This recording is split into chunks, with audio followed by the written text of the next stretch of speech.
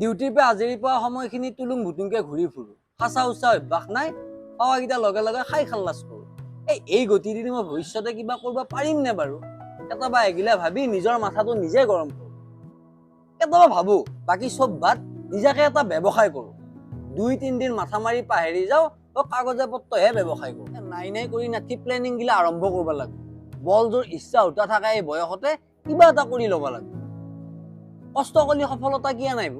সাধাৰণ ঘৰত চলি আমি একদিন কষ্ট কৰি আকাশ চুব লাগিব। সদায় কৈ থাকো ভাল দিন আহিব, সপোন পুৰাব লাগিব। সপোন পুৰাবাক লাগি কষ্ট কৰি দেহা মোৰ মাৰি দিব লাগিব। বহুত কিবা নহ'লেও সাধাৰণকে মোটামুটি অভাৱ নোহোৱাকে চলি থাকিবা এটা উপাৰ্জনৰ পথ লাগে। উপাৰ্জনৰ পথটো পালি নিজৰ ইচ্ছা থকা কামটো হ'ব লাগে। নিজে ভাল পোৱা কামটো কৰি উপাৰ্জন কৰাৰ লগতে সাধাৰণ মানুহৰ অলপ হ'লেও সেৱা কৰিব ইচ্ছা আছে। তাকে আপোনালোকক দেখাবা খুজিছো, লগৰ এটাই সেনেহেন কামতে ব্যস্ত আছে।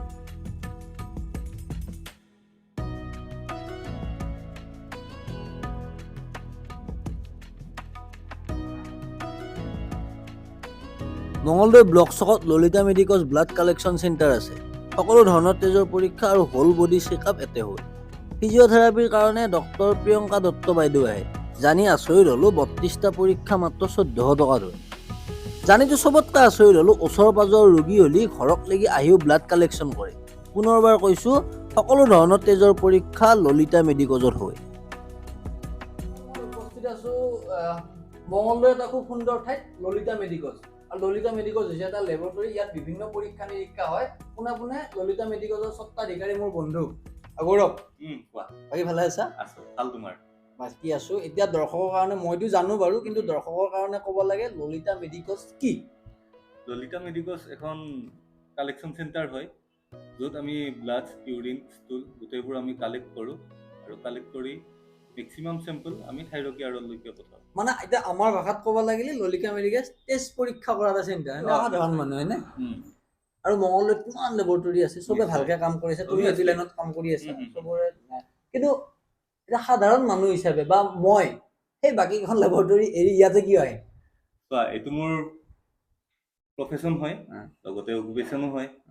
চ' মই বিচাৰোঁ বহুত কম পইচাৰত বহুতখিনি টেষ্ট যাতে উপলব্ধ হওক মানুহৰ, আৰু মানুহৰ যাতে আৰ্লি ডিটেক্ট হয়, তাতে একো দিগদাৰ নহয় মানুহ। চ' মই 32টা পেৰামিটাৰ, 32টা টেষ্ট 1400 টকাত মই ইয়াতে দি আছো।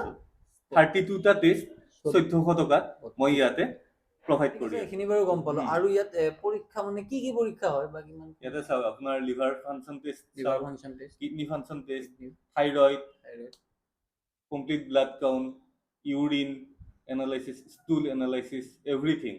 আৰু লগতে এটা আপোনাৰ মানডে টু ফ্ৰাইডে ইয়াতে ফিজিঅ'থেৰাপিষ্ট বহে, ডক্টৰ প্ৰিয়ংকা দত্ত। কাৰোবাৰ কিবা যদি বেক পেইন, কিবা পেইন আছে, তেতিয়াহ'লে ইয়াতে কনচালটেঞ্চি উপলব্ধ আছে। লকচকৰ পৰা 5 কিলোমিটাৰ ৰেডিয়াছলৈকে উইদাউট এনি ফিজ মই হোম কালেকশ্যন কৰোঁ। লগতে এই পদক্ষেপটো এইকাৰণে লৈছোঁ, বহুতখিনি বয়সস্থ মানুহ থাকে, আহিবলৈ অসুবিধা হয় আৰু তাৰে ফলত ঘৰতে তেনেকৈ থাকে। মই বিচাৰোঁ তেওঁলোকৰ সুবিধাৰ কাৰণে গৌৰৱে এইটো চিন্তা কৰিছে যে তেওঁলোকৰ ঘৰলৈ যাব, বা আপুনিও যদি বিচাৰে আপোনাৰ ঘৰলৈকেও যাব। ক'লে যে ব্লক চকৰ পৰা 5 কিলোমিটাৰ এৰিয়াৰ ভিতৰত আপোনালোকৰ ঘৰলৈকে যায়, কোনো এক্সট্ৰা খৰচ দিব নালাগে আৰু তেজৰ নমুনা হ'ব। মই মোৰ ফালৰ পৰা ৰাইজক জনাব খুজিছো, যদি আপোনালোকৰ যিকোনো ধৰণৰ কিবা পৰীক্ষা কৰিবলগীয়া থাকে, বডিৰ কিবা পৰীক্ষা কৰিবলগীয়া থাকে, তেজৰ কিবা পৰীক্ষা কৰিবলগীয়া থাকে, আপোনালোকে আহক। আৰু যদি ফিজিঅ'থেৰাপি ইয়াত হয়, গৌৰৱে ক'লে যদি কাৰোবাৰ কিবা বিষৰ সমস্যা আছে, বিভিন্ন বিষৰ সমস্যা আছে, তেতিয়া আপোনালোকে ইয়ালৈকে আহক। এতিয়া প্ৰথম কথাটো হ'ল আহিবহে দিলো, ক'ত আহিব? এড্ৰেছটো কোৱাই দিব বঢ়িয়াকে তুমি। মঙলদৈৰ ব্লক চকৰ আপোনাৰ RCB কমপ্লেক্স হয়, ইয়াতে আছে ললিতা মেডিকলছ। মঙলদৈ ব্লক চকৰ RCB কমপ্লেক্সত আহক। আৰু মই নাম্বাৰটো দি দিম আপোনালোকক, ফোন নাম্বাৰটো দি দিম, আপোনালোকে ফোন কৰিব, ফোন কৰি ৰেছপন্স কৰিব। বন্ধু গৌৰৱৰ চিন্তাখিনি আপোনালোকৰ মাজলৈ আনি দিলো, কাৰোবাৰ হ'লেও সহায় হ'ব। অধিক জানবাক লাগি ওপৰত দিয়া ফোন নাম্বাৰত ফোন কৰোঁ।